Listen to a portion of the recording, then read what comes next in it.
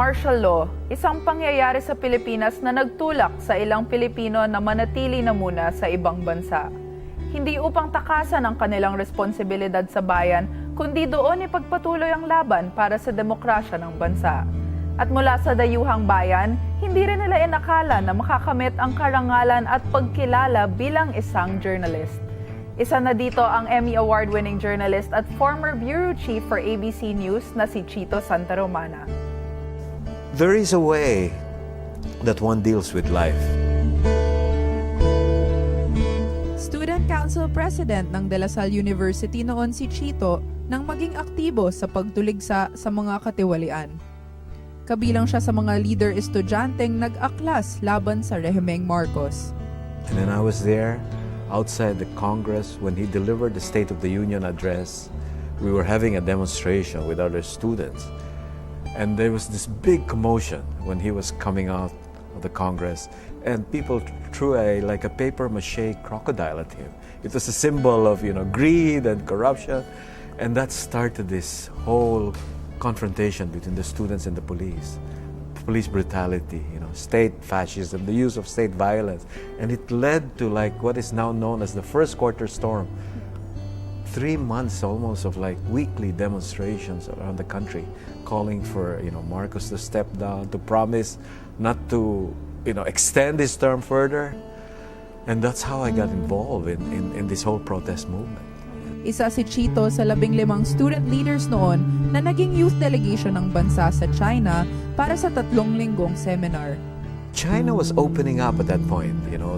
They were preparing for the Nixon visit, the Sino-US rapprochement, and they were inviting delegations. There was a women's delegation, a business delegation, and they invited a youth delegation, and I headed it.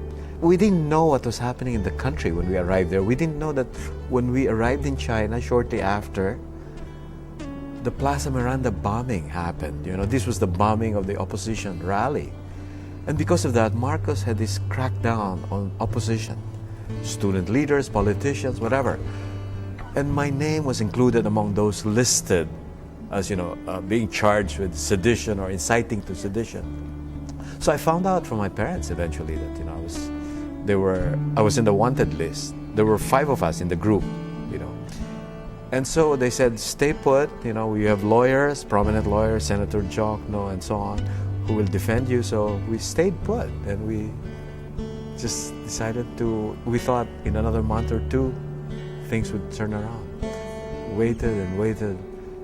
A few months after, martial law happened.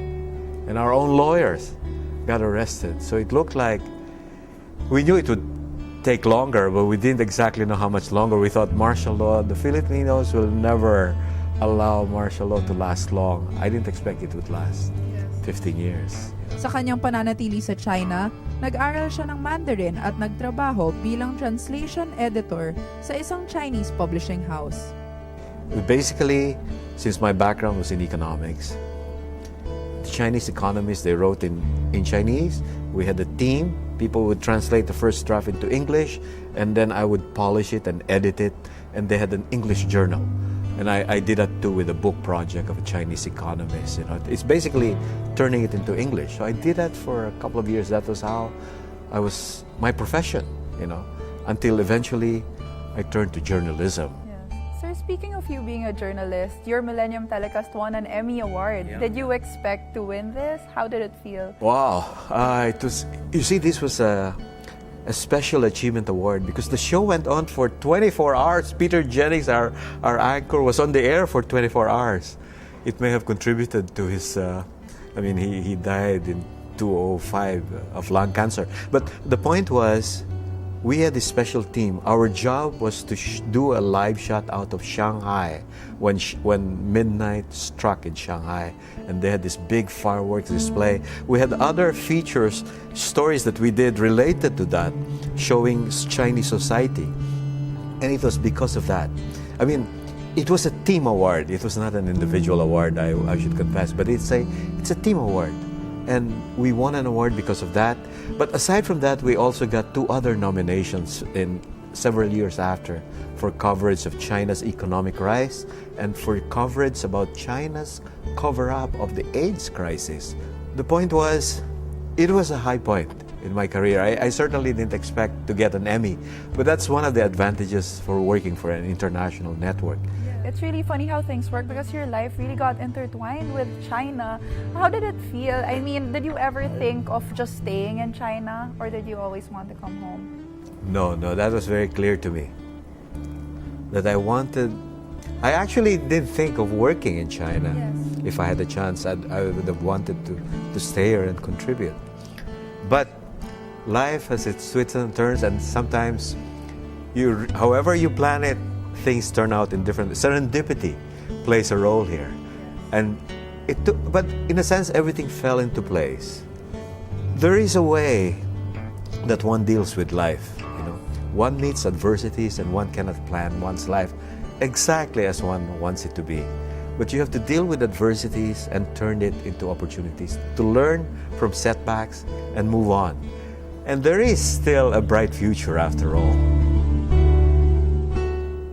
Sana ay maging inspirasyon sa marami nating kababayan ang buhay ni Chito Sta Romana, isang Pilipinong naniwala sa sariling kakayahan at pinatunayang kayang magtagumpay kahit na naninirahan sa banyagang lupa.